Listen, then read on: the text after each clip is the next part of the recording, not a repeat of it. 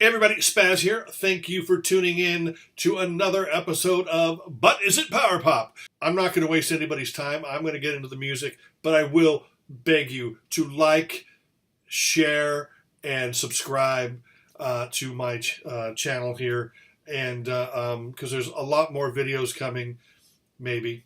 But let's get started. We're going to start with a band that didn't start out as power pop, but eventually by the late 70s, they became known as just a great power pop band. In fact, they wrote one of the great power pop anthems of all time, and I'm talking about the Flamin' Groovies. Shake Some Action. It doesn't get more power pop than that. That is absolutely supremo power pop. You can see it right there. Boy, is that delicious. There was like a period of like 3 albums where they were like stars of power pop. There was this, Flamin' Groovies Now, and of course Jumpin' in the Night, and basically that series of albums really sort of solidified them as power pop favorites, and they are all highly recommended. Here's a band that took Britpop and added a real 10cc twist to it. It's a band called The Feeling. This first album is really the one that you should check out. It is lush, it is beautiful, great songs. This is the UK version, the first version. Came out with a slightly less appealing album cover in the US a few months later, but it's essentially the same album. Different art, different covers. But this is very highly recommended. The Feeling, like I said, it's smart British pop, sort of maybe bits of Squeeze, 10cc, and just great songs, great production, great harmonies. I recommend The Feeling. Great stuff there. We're going to go into a band from the UK, from the mod era, a band called the Chords. So Far Away. This was a band, great songs. Is it power pop? I'd say it's pretty darn close, because a lot of the mod stuff, I always used to say that mod was power pop with English accents. This is definitely more on the mod side, maybe even more on the punk side. They're more like the Jam, actually. Out of all the mod bands that came out at the time, the Chords and the Jolt were probably the closest to the Jam. Other bands like Secret Affair, Lambrettas, Merton Parkas, or Squire, those bands were not like the Jam. The Chords were pretty much like the Jam. This is one to get, and but if you also want to get some rarities and stuff, you might want to get the Mod Singles Collection, which has album tracks and non-album A-sides and B-sides. That's a great one. We're going to move on, and we're going to talking about mod. We're going to talk about an Irish mod band called the Blades. This right here is a collection of singles and oddities and rarities. This one here is an actual studio album, and talk about great songwriting. Both are filled with great songs. Ghost of a Chance off of this. That's the one you should really go to YouTube and check out. There's so much to talk about this band, and they don't get talked about at all. They are definitely mod. Closer to, shall I say, they don't sound anything like the Chords and stuff like that, but they're closer to that than they are closer to the Chords of the Jam than they are to Lambrettas and Squire and stuff. But they're definitely a band to check out. The Blades out of Ireland. Yeah, this is all old classic stuff. Let me see here. We're going to go to a band that is no laughing matter, but they are the Laughing Dogs. This is the 2 albums with the Laughing Dogs that came out on Sony. Both albums have great power pop moments. Are they a power pop band? They have more variety. There's pure rock and roll in there. There's some blues and R&B in there. Like Reason for Love, Get 'Em Out of Town off the first album. Reason for Love is like one of the greatest power pop songs you're ever going to hear. But both of these are filled. This is actually their 2 albums, Self-Titled and The Laughing Dogs Meet Their Makers. Definitely a great band to check out. I love them to death.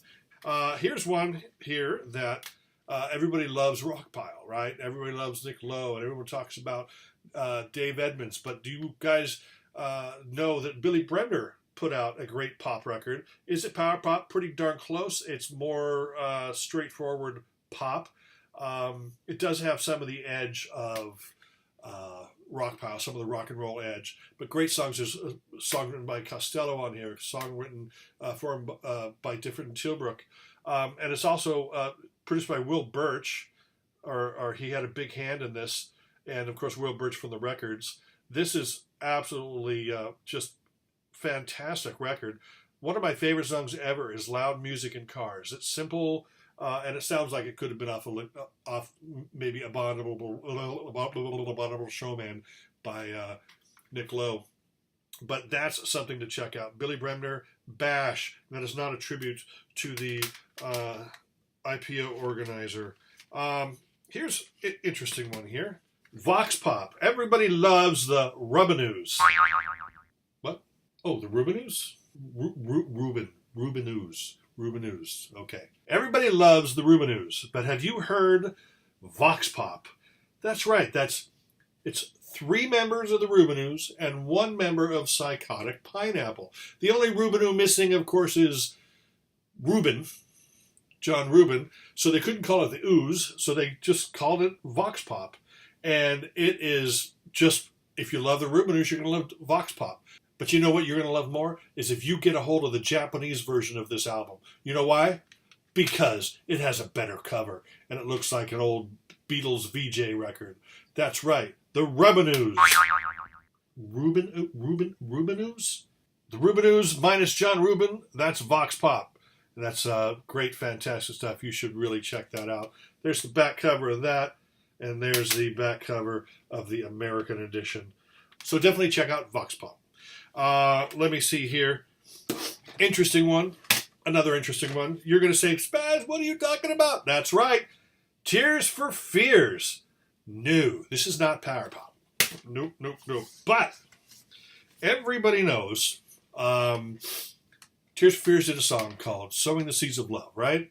That was just pure Beatle-esque wonderfulness. Now, the album The Seeds of Love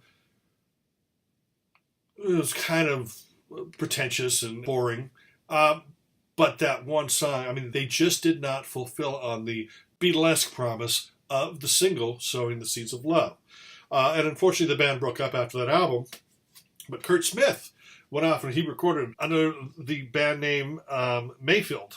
And it is absolutely just a great, just straightforward Britpoppy album. What Are We Fighting For is probably one of the best songs of the 90s. And that is on this album here. But that wasn't the end of the story. Because when Tears for Fears, when Kurt and Roland reunited, they released an album called Everybody Loves a Happy Ending. This album certainly fulfilled the promise of the Sowing the Seeds of Love. I mean, it's got mixtures of the Beatles and Pink Floyd and psychedelia and Britpop, and it's really, I mean, just the Call Me Mellow is great, and A Closest Thing to Heaven is great, and just this album from beginning to end is stellar. Now, the version I have here is a UK version, and it has 2 bonus tracks.